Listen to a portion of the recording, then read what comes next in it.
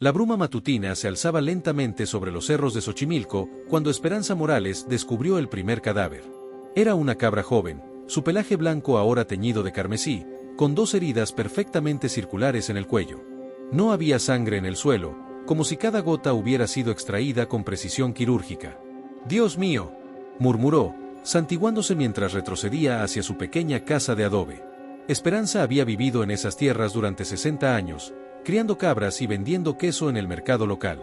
Había escuchado las historias, por supuesto. Todo mexicano conocía las leyendas del chupacabras. Pero eso era antes, en los 90, cuando la histeria colectiva se apoderó del país. Ahora, en 2024, esas historias parecían reliquias del pasado. Hasta hoy. Con manos temblorosas, marcó el número de su sobrino Carlos en su viejo teléfono celular. «Carlos, mijito, necesito que vengas. Algo mató a Blanquita». «¿Coyotes otra vez, tía? Ya te dije que necesitas cercar mejor el corral». «No fueron coyotes», su voz se quebró. «Esto es diferente. Ven, por favor». 20 minutos después, Carlos Morales llegó en su camioneta pick-up, levantando una nube de polvo en el camino de tierra. A sus 35 años, trabajaba como veterinario en una clínica del centro de la Ciudad de México, pero los fines de semana siempre visitaba a su tía en el rancho familiar. Su expresión cambió drásticamente cuando vio el cadáver. «¿Cuándo la encontraste?», preguntó, poniéndose guantes de látex que siempre llevaba en su maletín. «Hace una hora, cuando fui a ordeñar a las otras». Carlos examinó las heridas con ojo clínico. 2 perforaciones perfectas, de aproximadamente 2 centímetros de diámetro, que atravesaban la yugular y la carótida. No había desgarros, no había marcas de garras o colmillos. Era como si hubieran usado una jeringa gigante. «Esto no lo hizo ningún animal que conozca», murmuró. «¿Entonces qué fue?». Esperanza se abrazó a sí misma, a pesar del calor creciente de la mañana. Carlos no respondió inmediatamente. En su mente, recordaba las historias que su abuelo le contaba cuando era niño, sobre una criatura que llegaba en la noche, que drenaba la sangre de los animales y desaparecía sin dejar rastro. Historias que él había descartado como folclore rural. «Voy a tomar algunas fotos y muestras», dijo finalmente. «Necesito consultar con algunos colegas». Mientras Carlos trabajaba, ninguno de los dos notó la pequeña cámara de seguridad que parpadeaba en rojo desde un poste cercano, ni la figura que los observaba desde las colinas, con unos binoculares militares en las manos. A 50 kilómetros de distancia, en una oficina gubernamental sin identificación en el centro de la Ciudad de México, la doctora Elena Vázquez recibía una llamada que cambiaría su vida. «Doctora, tenemos una situación en Xochimilco. Patrón de ataque consistente con los casos de Puerto Rico, 1995. Elena, especialista en criptozoología y consultora del gobierno mexicano para fenómenos anómalos, sintió que se le helaba la sangre.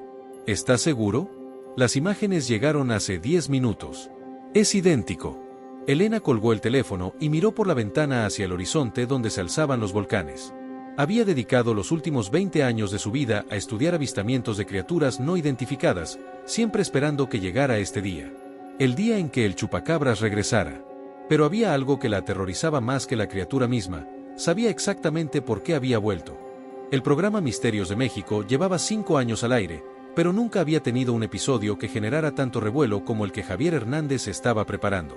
En su estudio improvisado en un departamento de la colonia Roma, rodeado de monitores, cámaras y equipo de grabación, revisaba por 10ª vez el video que había recibido esa mañana.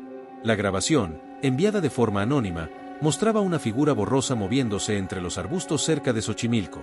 Era de noche, la imagen tenía la calidad granulosa típica de las cámaras de seguridad, pero algo en el movimiento de la criatura le erizaba la piel. «No puede ser real», murmuró, ajustando el contraste de la imagen. Javier tenía 32 años y había comenzado su canal de YouTube como un hobby, investigando leyendas urbanas mexicanas. Su formación en periodismo le había enseñado a ser escéptico, pero también le había dado las herramientas para investigar a fondo. Cuando el canal comenzó a generar ingresos suficientes, dejó su trabajo en un periódico local para dedicarse completamente a los misterios. Su teléfono sonó. Era Miguel, su camarógrafo y mejor amigo desde la universidad. «¿Ya viste las noticias?», preguntó Miguel sin preámbulos. «¿Qué noticias?». 3 ataques más en las últimas 6 horas. Todos en la periferia de la Ciudad de México. Mismo patrón, animales desangrados, heridas circulares, sin rastros del atacante. Javier sintió que el corazón se le aceleraba.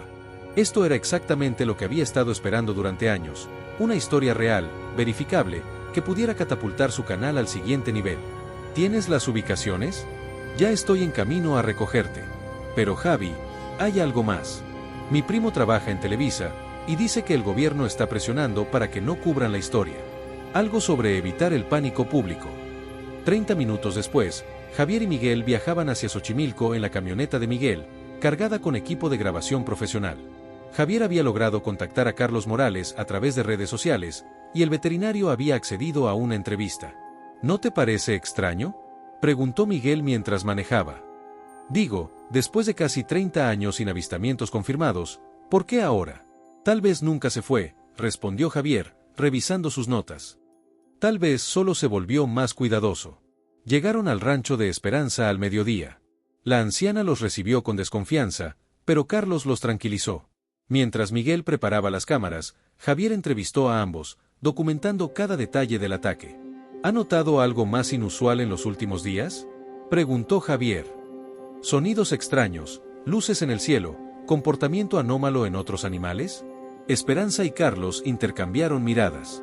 Ahora que lo mencionas, dijo Carlos lentamente, las otras cabras han estado muy nerviosas desde hace una semana. No querían salir del corral, incluso durante el día. Y los perros del pueblo han estado aullando todas las noches, agregó Esperanza.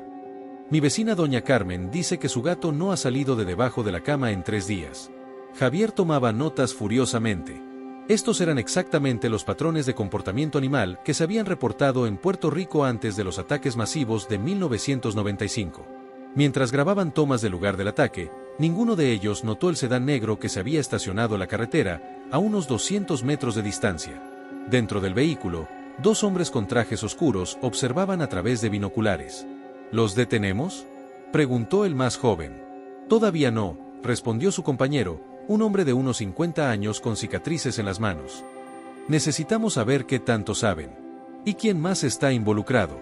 De vuelta en el rancho, Carlos mostró a Javier las muestras de tejido que había tomado. Voy a enviarlas a un laboratorio independiente, explicó. Algo me dice que si las envío a través de canales oficiales, van a perderse misteriosamente. ¿Puedo acompañarte?, preguntó Javier. Me gustaría documentar todo el proceso. Carlos asintió, pero su expresión se ensombreció. Hay algo más que debes saber. Antes de que llegaras, recibí una llamada extraña. Un hombre que se identificó como funcionario gubernamental me advirtió que no hablara con la prensa sobre lo que encontré. ¿Te amenazó? No directamente. Pero el mensaje fue claro: mantén la boca cerrada o habrá consecuencias.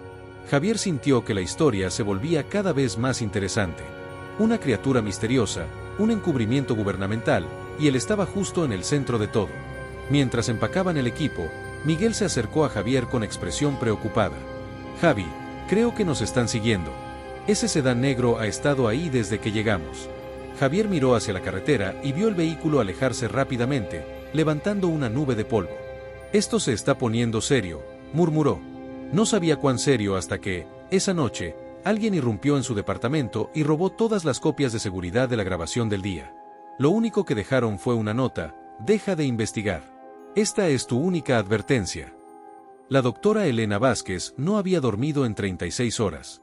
En su laboratorio privado, ubicado en el sótano de su casa en las lomas de Chapultepec, analizaba las muestras de sangre que había obtenido de forma extraoficial de la escena del primer ataque. Los resultados la tenían completamente desconcertada. La sangre no era completamente animal. Había trazas de ADN que no coincidían con ninguna especie conocida en las bases de datos genéticas mundiales. Pero lo más perturbador era la presencia de una proteína sintética que ella había visto antes, hace 20 años, en un laboratorio militar clasificado. Su teléfono sonó. Era su contacto en el gobierno, el coronel Ramírez. Elena, necesito que vengas a la base inmediatamente. ¿Qué ha pasado? Tenemos 7 ataques más. Y esta vez, tenemos un testigo. Elena sintió que se le revolvía el estómago. Había esperado este momento durante 2 décadas, pero ahora que llegaba, se daba cuenta de que no estaba preparada para enfrentar las consecuencias de lo que sabía. 1 hora después, Elena llegaba a una base militar en las afueras de la ciudad. El coronel Ramírez, un hombre de 60 años con el cabello completamente gris, la esperaba en la entrada. ¿Qué tan malo es?, preguntó Elena mientras caminaban hacia el interior de la base. Peor de lo que imaginábamos. El testigo es un niño de 12 años. Dice que vio a la criatura atacar a las cabras de su familia. Su descripción coincide exactamente con los reportes de Puerto Rico. ¿Dónde está el niño ahora? En el hospital militar. Está en shock, pero consciente. Elena, hay algo más. Encontramos esto cerca de la escena. Ramírez le entregó una bolsa de evidencia que contenía un pequeño dispositivo metálico, del tamaño de una moneda, con circuitos visibles en su interior. Elena lo examinó con una lupa y sintió que se le helaba la sangre. Era un transmisor de rastreo, pero la tecnología era demasiado avanzada para ser de fabricación comercial. ¿De dónde vino esto? Eso esperaba que tú me dijeras. Elena sabía exactamente de dónde venía, pero no podía decírselo al coronel. No todavía. No hasta que estuviera segura de cuánto sabía él sobre el proyecto Quetzal. Necesito ver al niño, dijo finalmente. En el hospital militar, Elena entrevistó a Pedrito Sánchez, un niño de 12 años con ojos enormes y asustados. Su relato era coherente y detallado, a pesar del trauma. Era como un perro, pero más grande, explicó Pedrito. Tenía la piel gris, como de lagarto, y ojos rojos que brillaban en la oscuridad. Caminaba en 2 patas, pero a veces se ponía en 4. ¿Hizo algún sonido? Sí, como un silbido. Y cuando atacó a Manchitas, mi cabra favorita, fue muy rápido. Le clavó algo en el cuello y ella se quedó quieta, como dormida. ¿Algo en el cuello? ¿Puedes describir qué? Como 2 tubitos. Los metió en el cuello de Manchitas y se puso a chupar. Elena tomaba notas, pero su mente estaba en otro lugar. La descripción del niño coincidía perfectamente con los especímenes que había visto en el laboratorio militar hace 20 años. Especímenes que supuestamente habían sido destruidos. Después de la entrevista, Elena se dirigió a su auto, pero fue interceptada por el coronel Ramírez. Elena, necesito que seas completamente honesta conmigo. ¿Sabes qué es esta cosa? Elena lo miró a los ojos. Ramírez había sido su mentor cuando ella trabajaba para el gobierno, y sabía que podía confiar en él. Hasta cierto punto. Creo que sí. Pero necesito confirmar algunas cosas antes de poder decirte algo definitivo. ¿Cuánto tiempo necesitas? Dame 24 horas. Esa noche, Elena condujo hasta un almacén abandonado en Ecatepec. Usando una llave que había guardado durante 20 años, entró a lo que una vez fue el laboratorio secreto del proyecto Quetzal. La mayoría del equipo había sido removido, pero en un rincón, detrás de una pared falsa, encontró lo que buscaba, los archivos que había escondido antes de que cerraran el proyecto. Los documentos confirmaban sus peores temores. El proyecto Quetzal había sido un experimento militar para crear soldados biológicos usando ADN de varias especies, incluyendo reptiles y murciélagos. Los especímenes habían mostrado características extraordinarias, fuerza sobrehumana, capacidad de drenar sangre para obtener nutrientes y habilidades de camuflaje. Pero el proyecto había sido cancelado cuando los especímenes se volvieron incontrolables. Oficialmente, todos habían sido destruidos. Oficialmente, Elena encontró una nota en su propia letra, fechada 20 años atrás, espécimen Alfa 7 no localizado. Posible escape durante la evacuación del laboratorio. Su teléfono vibró. Un mensaje de texto de un número desconocido. Doctora Vázquez, sabemos que tiene los archivos. Necesitamos hablar. Mañana, medianoche, Monumento a la Revolución. Venga sola. Elena miró el mensaje y luego los archivos en sus manos. Después de 20 años, el proyecto Quetzal había regresado para atormentarla. Y esta vez, no había lugar donde esconderse. Mientras conducía de regreso a casa, no notó el dron que la seguía desde las alturas, ni las cámaras que habían grabado cada movimiento dentro del almacén abandonado. En una sala de control subterránea, un hombre con una bata de laboratorio observaba las imágenes en múltiples pantallas. Fase 2 iniciada, murmuró en un micrófono. El sujeto ha recuperado los archivos. Proceder según el plan.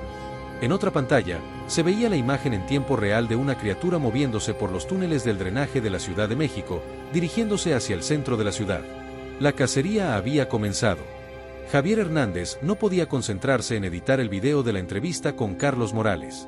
Cada vez que intentaba trabajar, recordaba la nota amenazante y el robo en su departamento. Había movido todo su equipo a la casa de Miguel como precaución, pero la sensación de estar siendo vigilado no lo abandonaba. ¿Ya decidiste qué vas a hacer?, preguntó Miguel, trayéndole una taza de café. Voy a publicar el video, respondió Javier con determinación. Si alguien no quiere que la gente sepa la verdad, entonces es exactamente lo que necesitamos hacer. ¿Y si nos pasa algo? Por eso vamos a subirlo a múltiples plataformas simultáneamente. Una vez que esté en Internet, será imposible de detener.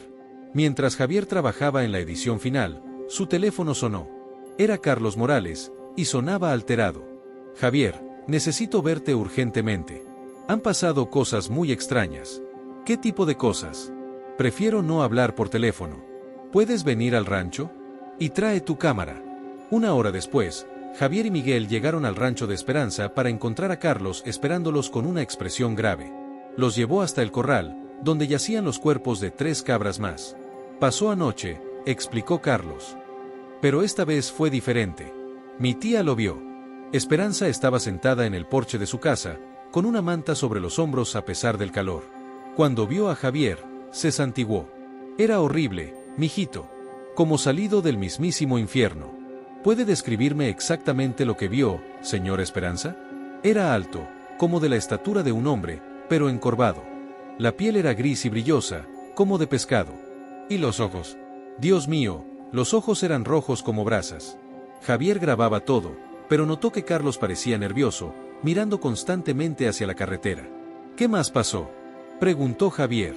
Después de que encontramos las cabras esta mañana, vinieron unos hombres del gobierno, dijo Carlos. Dijeron que estaban investigando reportes de ataques de animales salvajes. Se llevaron los cuerpos y nos dijeron que no habláramos con nadie más. ¿Pero ustedes me llamaron de todas formas? Porque creo que la gente tiene derecho a saber la verdad. ¿Y por qué? Carlos vaciló, porque encontré esto antes de que llegaran. Carlos les mostró una pequeña muestra de sangre en un tubo de ensayo. La tomé de una de las heridas. Los resultados del laboratorio llegaron esta mañana. Javier, esta sangre tiene componentes que no deberían existir en la naturaleza. Antes de que Javier pudiera preguntar más, escucharon el sonido de vehículos acercándose. 3 SUVs negros se detuvieron frente al rancho, y varios hombres con trajes oscuros salieron de ellos. «Escondan la cámara», murmuró Carlos. «Rápido». Miguel logró ocultar el equipo detrás de unos sacos de alimento para animales justo cuando los hombres llegaron al porche. «Señor Morales», dijo el líder del grupo, un hombre alto con lentes oscuros. «Creíamos haber sido claros sobre no hablar con la prensa». «No sé de qué habla», respondió Carlos, tratando de mantener la calma. «Señor Hernández», el hombre se dirigió a Javier, su reputación lo precede. «Esperamos que entienda que hay asuntos de seguridad nacional involucrados aquí». ¿Seguridad nacional? Javier no pudo ocultar su sorpresa. ¿Estamos hablando de ataques de animales o de algo más? El hombre sonrió fríamente. Estamos hablando de la necesidad de evitar el pánico público basado en información incompleta. Le sugiero que se enfoque en historias más apropiadas para su audiencia. ¿Es una amenaza? Es un consejo amistoso. Los hombres se marcharon tan rápidamente como habían llegado, pero el mensaje era claro. Javier sintió una mezcla de miedo y emoción. Si el gobierno estaba tan desesperado por silenciar la historia, entonces definitivamente había algo mucho más grande en juego. Esa noche, en su casa, Javier trabajó frenéticamente para terminar el video.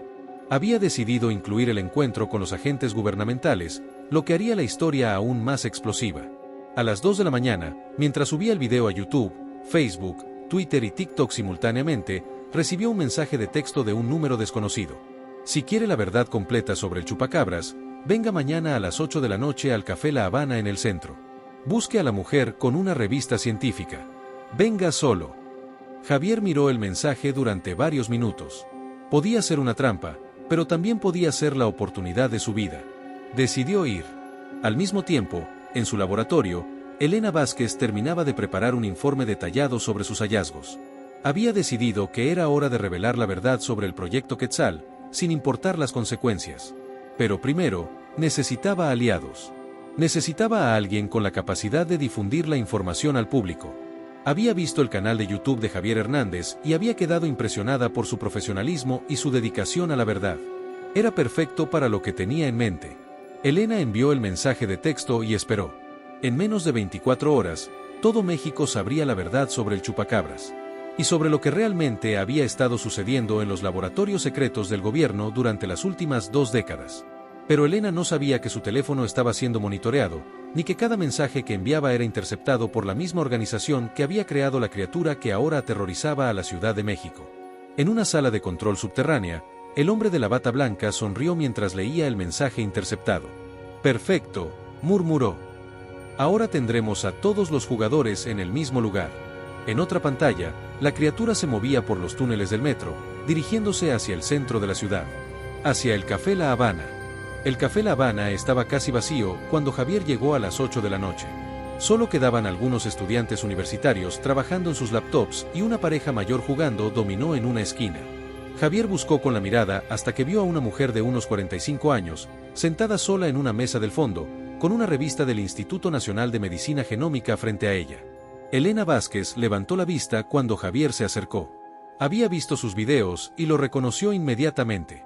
«Señor Hernández, gracias por venir», dijo, señalando la silla frente a ella. «Soy la doctora Elena Vázquez. ¿Usted fue quien me envió el mensaje?» «Así es. He estado siguiendo su trabajo sobre el chupacabras, y creo que es hora de que sepa la verdad completa». Javier se sentó, activando discretamente la grabadora de audio en su teléfono. «¿Qué verdad?». Elena respiró profundamente antes de comenzar. «Hace 20 años, trabajé en un proyecto militar clasificado llamado Proyecto Quetzal. El objetivo era crear soldados biológicos usando ingeniería genética avanzada». ¿Soldados biológicos? Organismos híbridos con características de múltiples especies. Fuerza sobrehumana, resistencia extrema, capacidades sensoriales mejoradas. El proyecto utilizaba ADN de reptiles, murciélagos y otros animales para crear estas criaturas. Javier sintió que se le erizaba la piel. ¿Está diciendo que el chupacabras es un experimento militar que salió mal? Los especímenes desarrollaron un apetito insaciable por sangre fresca, particularmente de mamíferos pequeños. También demostraron niveles de inteligencia y agresividad que no habíamos anticipado. Elena sacó una carpeta de su bolso y la deslizó hacia Javier. Estos son documentos del proyecto. Fotos, reportes de laboratorio, especificaciones genéticas. Todo lo que necesita para probar lo que le estoy diciendo. Javier abrió la carpeta y vio imágenes que lo dejaron sin aliento. Fotografías de criaturas en tanques de laboratorio, reportes detallados de experimentos y diagramas genéticos que mostraban la combinación de ADN de múltiples especies. ¿Por qué me está mostrando esto ahora? Porque la criatura que está atacando en Xochimilco es el espécimen Alpha 7. Escapó durante la evacuación del laboratorio hace 20 años, y hemos estado rastreándolo desde entonces. ¿Hemos? Un grupo de científicos que trabajamos en el proyecto original. Hemos estado monitoreando avistamientos y ataques, tratando de encontrarlo antes de que cause daño masivo. Elena se inclinó hacia adelante, bajando la voz. Pero hay algo más. El gobierno no canceló realmente el proyecto Quetzal. Lo trasladaron a instalaciones subterráneas y continuaron los experimentos. Creo que están usando los ataques actuales como una distracción mientras preparan algo mucho peor.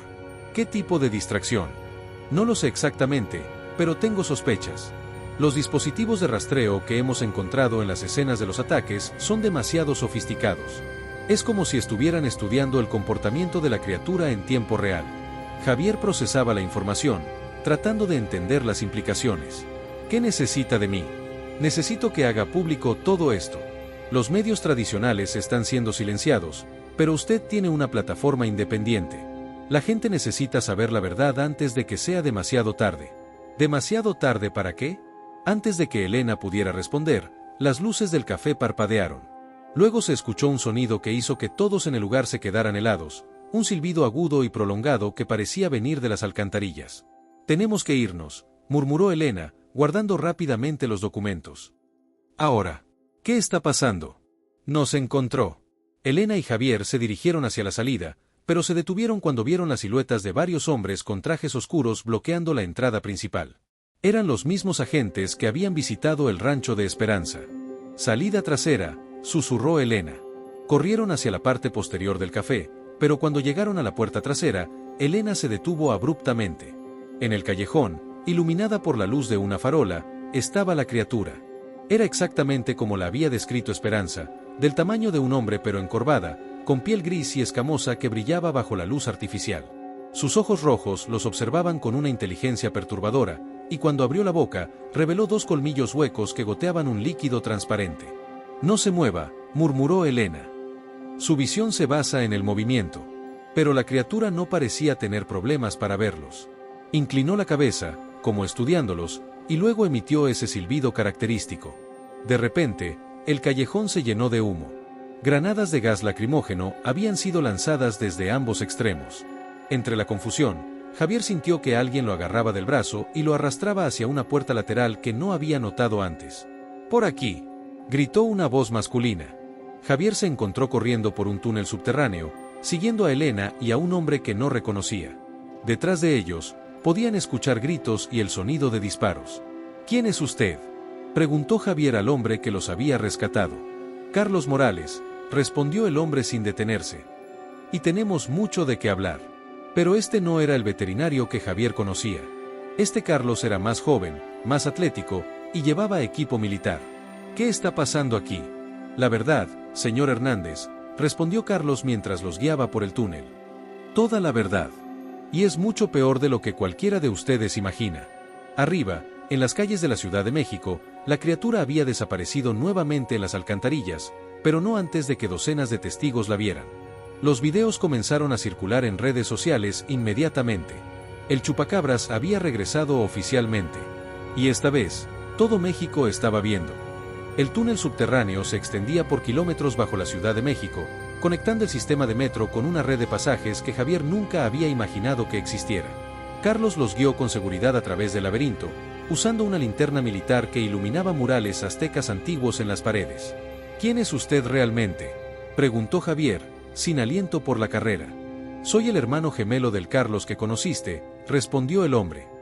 «Carlos Morales, agente especial del Grupo de Investigación de Fenómenos Anómalos. Mi hermano es veterinario, yo soy militar. Hemos estado trabajando juntos en esta investigación durante meses». «¿Su hermano sabía?». «Por supuesto. Fue él quien me alertó sobre los primeros ataques. Y quien me dijo que usted estaba investigando la historia». Llegaron a una cámara subterránea más amplia, equipada con computadoras, monitores y equipo de comunicación militar. Había otras 3 personas trabajando en las estaciones, todos vestidos con ropa táctica. «Bienvenidos al Centro de Operaciones Quetzal», dijo Carlos. «Llevamos 5 años preparándonos para este momento». Elena observaba todo con asombro. «¿Ustedes sabían que la criatura seguía viva?». «No solo sabíamos que estaba viva», respondió una mujer que se acercó a ellos. «Sabíamos que había más de una». La mujer se presentó como la capitana María Sandoval, especialista en biodefensa. Era joven, tal vez de 30 años, pero sus ojos mostraban la experiencia de alguien que había visto cosas terribles. «Doctora Vázquez, hemos estado siguiendo su trabajo desde que dejó el proyecto original. Sus investigaciones nos han sido muy útiles». «¿Cuántas criaturas hay?», preguntó Elena. «Según nuestros cálculos, al menos 12 especímenes escaparon del laboratorio original. Hemos estado rastreándolos durante años. Algunos murieron por causas naturales, otros fueron neutralizados. Pero quedan al menos 5 activos». Carlos activó una pantalla grande que mostraba un mapa de la Ciudad de México con múltiples puntos rojos parpadeando. «Estos son los avistamientos confirmados en las últimas 72 horas. La actividad se ha incrementado exponencialmente». «¿Por qué ahora?», preguntó Javier. «¿Por qué después de 20 años están apareciendo todas a la vez?». María y Carlos intercambiaron miradas. «Porque alguien las está llamando», dijo María. «Hemos detectado transmisiones de baja frecuencia emanando desde un punto central en la ciudad. Frecuencias que coinciden con los patrones cerebrales de las criaturas». Elena se acercó a la pantalla. «¿De dónde vienen las transmisiones?». «Del edificio de la Secretaría de Defensa Nacional», respondió Carlos. «Específicamente, de los niveles subterráneos que oficialmente no existen». «Dios mío», murmuró Elena. «Nunca cerraron el proyecto. Lo expandieron». María asintió gravemente.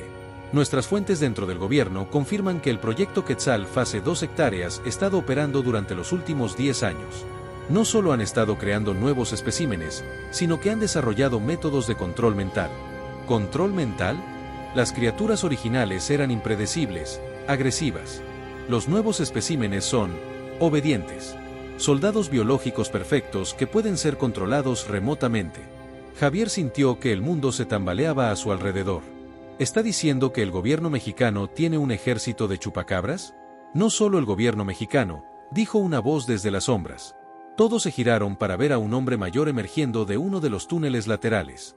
Javier lo reconoció inmediatamente. Era el coronel Ramírez, el contacto de Elena en el gobierno.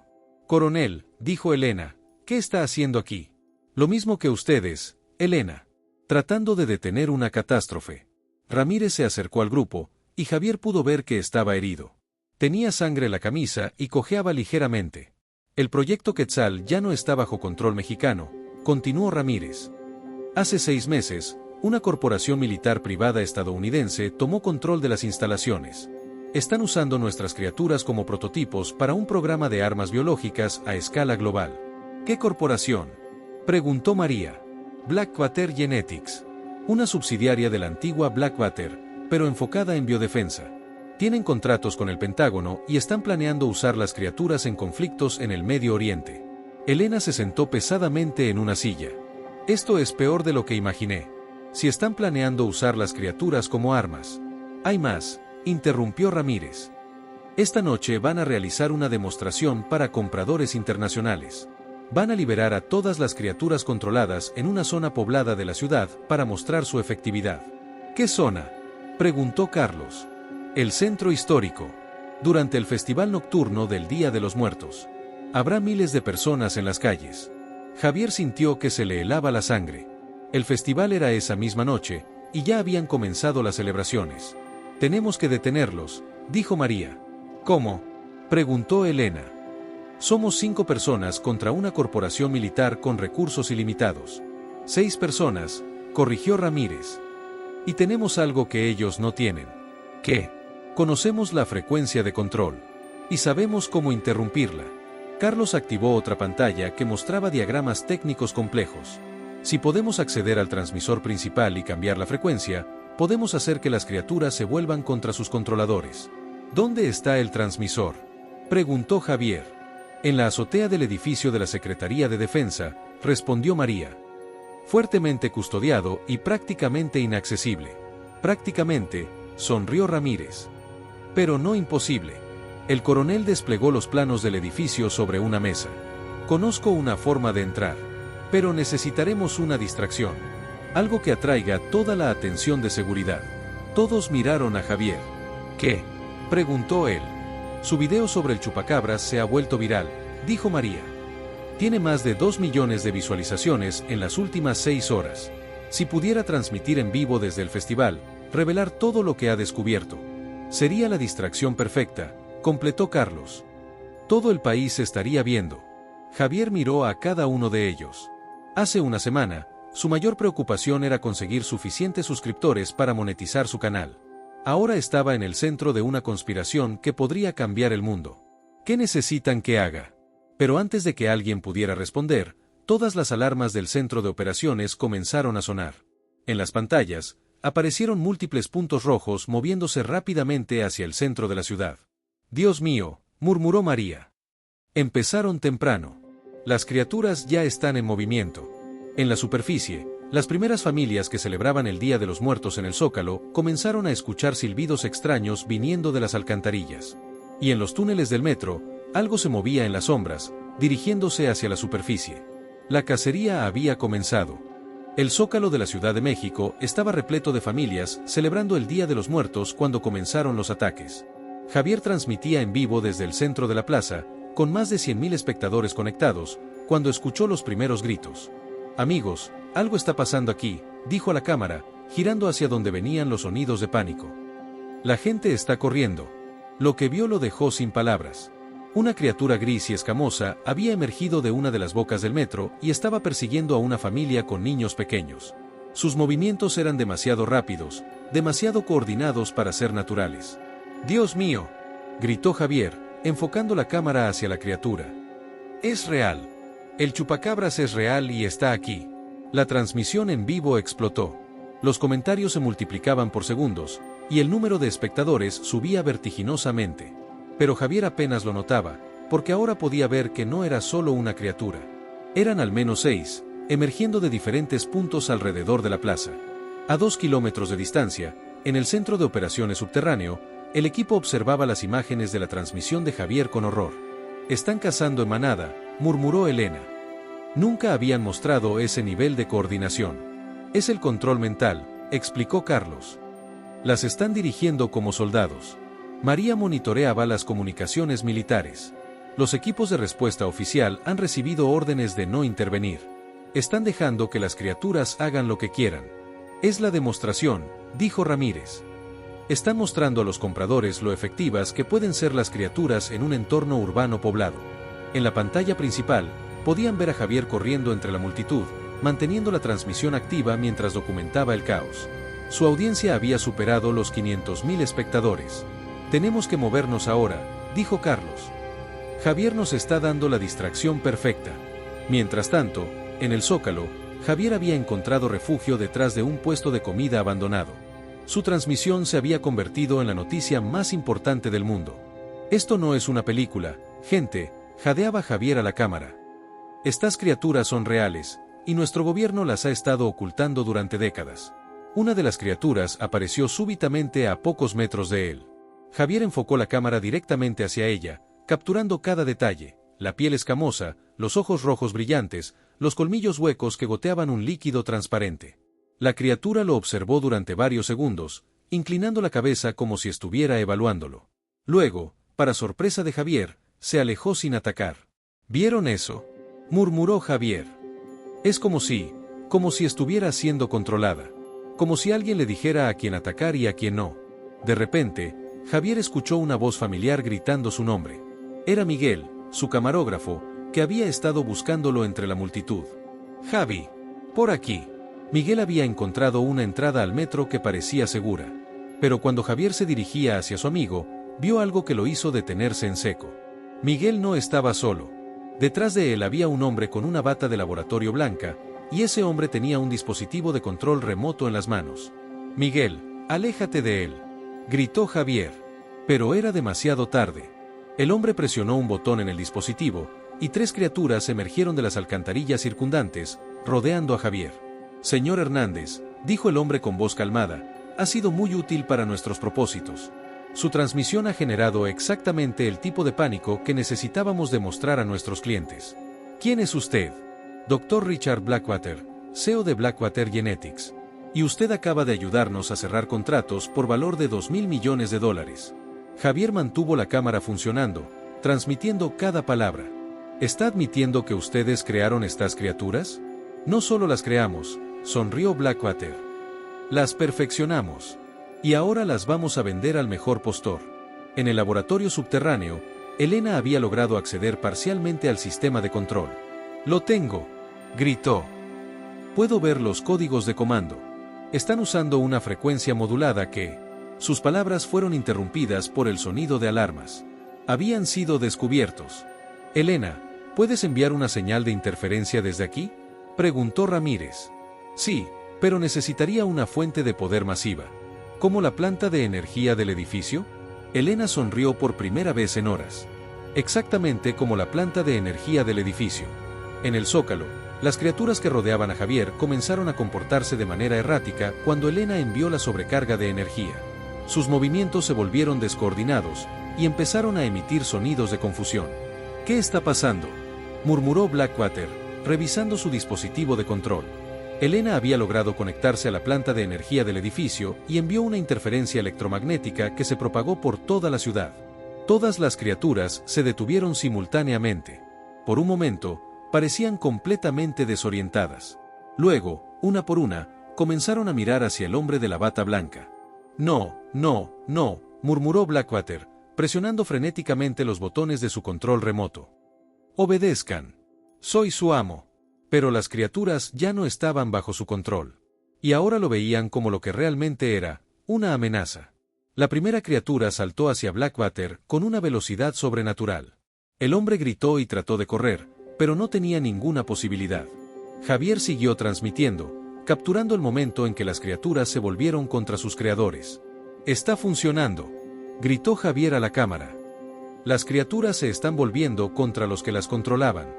Pero en el laboratorio subterráneo, Elena había detectado algo aterrador en el sistema. «¡Hay más!», gritó. «Están liberando a todos los especímenes de generación 3. En las pantallas, podían ver docenas de jaulas abriéndose automáticamente. Las criaturas que emergían eran el doble de grandes que las originales, con implantes cibernéticos brillando en sus cráneos. Y todas se dirigían hacia la superficie. Hacia el Zócalo. «Elena», dijo Ramírez con voz grave, ¿puedes detenerlas?» Elena miró los códigos en la pantalla. «Hay una forma. Pero requiere que alguien se quede aquí para mantener la interferencia activa». No necesitó terminar la frase. Todos entendieron que era una misión suicida. En la superficie, Javier podía escuchar rugidos provenientes de las profundidades de la ciudad. Rugidos que eran mucho más profundos y aterradores que los silbidos de las criaturas originales. La verdadera batalla estaba a punto de comenzar. Elena Vázquez tenía los dedos volando sobre el teclado mientras los rugidos se acercaban cada vez más al laboratorio subterráneo. En las pantallas, podía ver a las criaturas de Generación 3 abriéndose paso por los túneles, destruyendo todo a su paso. «Elena, tienes que salir de ahí», gritó Carlos por el comunicador. «Ya hiciste suficiente». «Aún no», respondió Elena, sin apartar la vista de la pantalla. «Necesito 3 minutos más para completar la secuencia de autodestrucción del laboratorio». En el Zócalo, Javier había logrado refugiarse en la Catedral Metropolitana junto con cientos de otras personas. Su transmisión continuaba, ahora con más de 2 millones de espectadores en todo el mundo. «La situación aquí es indescriptible», jadeaba Javier a la cámara. «Hemos presenciado la revelación de una conspiración que involucra al gobierno mexicano y corporaciones militares extranjeras. Estas criaturas son armas biológicas creadas en laboratorios secretos». El suelo de la catedral comenzó a temblar. Algo enorme se movía en los túneles debajo de ellos. En el laboratorio, Elena había completado la secuencia de autodestrucción, pero las criaturas de Generación 3 habían llegado a la puerta. Podía escuchar sus garras arañando el metal reforzado. «Elena, sal de ahí ahora», gritó María por el comunicador. «No puedo», respondió Elena, con lágrimas en los ojos. «Si salgo ahora, la secuencia se cancelará automáticamente». «Entonces no te quedes sola», dijo una voz detrás de ella. Elena se giró para ver al coronel Ramírez entrando al laboratorio, con un rifle de asalto en las manos. «Coronel, ¿qué está haciendo aquí?» «Mi trabajo», respondió Ramírez, posicionándose frente a la puerta. «Proteger a México de amenazas extranjeras».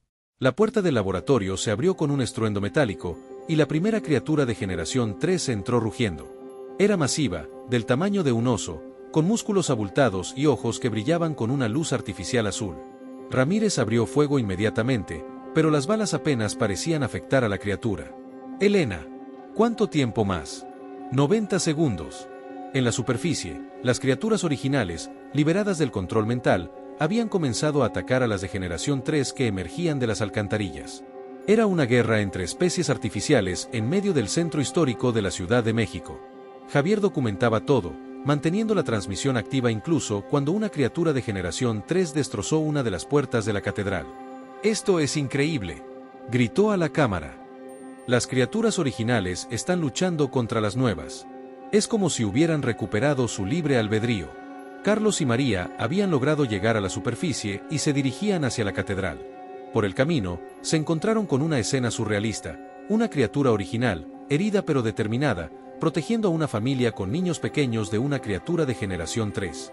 «¿Estás viendo esto?», murmuró María. «Es como si las originales hubieran desarrollado empatía». En el laboratorio subterráneo, Elena había completado la secuencia de autodestrucción. Las luces rojas parpadeaban por todo el complejo. Ramírez había sido herido por una de las criaturas, pero seguía luchando. «Elena, vámonos». «Ya está. La secuencia está completa». Corrieron hacia la salida, pero una criatura de Generación 3 les bloqueó el camino. Cuando parecía que todo estaba perdido, una de las criaturas originales apareció desde un túnel lateral y atacó a la de Generación 3. Elena y Ramírez aprovecharon la distracción para escapar, llegando a la superficie justo cuando el laboratorio subterráneo explotaba. La explosión se sintió por toda la ciudad, y columnas de humo se alzaron desde múltiples puntos. En la catedral, Javier había capturado el momento exacto de la explosión. «El laboratorio subterráneo acaba de ser destruido», gritó a la cámara. «Pueden ver las columnas de humo por toda la ciudad». Con la destrucción del laboratorio y los sistemas de control, las criaturas de Generación 3 comenzaron a colapsar. Sus implantes cibernéticos se sobrecargaron, y una por una, cayeron inmóviles. Las criaturas originales, por el contrario, parecían haberse liberado completamente. Algunas se alejaron hacia las montañas circundantes, mientras que otras simplemente se sentaron en las calles, como si estuvieran descansando después de una larga pesadilla. Es increíble», murmuró Javier, enfocando a una criatura original que estaba siendo cuidadosamente examinada por paramédicos. «Estas criaturas ya no muestran agresividad. Es como si hubieran despertado de algún tipo de trance». Elena y Ramírez llegaron al Zócalo, donde se reunieron con Carlos, María y Javier.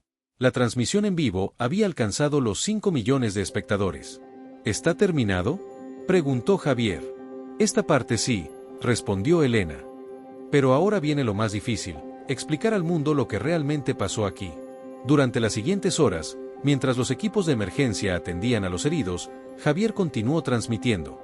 Elena, Carlos, María y Ramírez se turnaron para explicar la verdad completa sobre el proyecto Quetzal y la conspiración. El gobierno mexicano tiene mucho que explicar, dijo Elena frente a la cámara. Pero también tenemos la oportunidad de hacer las cosas bien. Estas criaturas no son monstruos. Son víctimas de experimentos inhumanos, y merecen ser tratadas con dignidad. Al amanecer, la Ciudad de México estaba tranquila por primera vez en días. Las criaturas originales habían sido trasladadas a un santuario temporal en las montañas, donde especialistas trabajarían para rehabilitarlas. Javier terminó su transmisión final desde el Zócalo, con el sol saliendo detrás de la Catedral Metropolitana. Han sido las 24 horas más extraordinarias de mi vida, dijo a la cámara. Hemos presenciado la revelación de una de las conspiraciones más grandes de la historia moderna. Pero también hemos visto algo hermoso, la capacidad de redención, incluso en criaturas creadas para la guerra. Pausó, mirando hacia las montañas donde las criaturas habían encontrado refugio. El chupacabras era real. Pero no era el monstruo que pensábamos. Era una víctima que finalmente encontró su libertad. Epílogo. 6 meses después, Javier había sido invitado a testificar ante el Congreso de los Estados Unidos. Su canal había crecido a 10 millones de suscriptores, pero lo usaba exclusivamente para investigar casos de corrupción gubernamental. Elena dirigía ahora el Centro Internacional para el Estudio de Especies Híbridas, dedicado a la rehabilitación de las criaturas sobrevivientes. Carlos había establecido una clínica especializada en el cuidado de las criaturas, mientras que María lideraba los esfuerzos para reformar los protocolos de seguridad biológica del ejército mexicano. Y en las montañas cerca de la Ciudad de México, un pequeño grupo de criaturas vivía en paz, protegidas por un santuario que se había convertido en un símbolo mundial de redención. El mundo había aprendido que los verdaderos monstruos no siempre tienen garras y colmillos. A veces usan trajes y corbatas. El chupacabras había regresado, pero no como el mundo esperaba. Había regresado como un recordatorio de que la humanidad debe ser más cuidadosa con el poder que ejerce sobre la vida misma.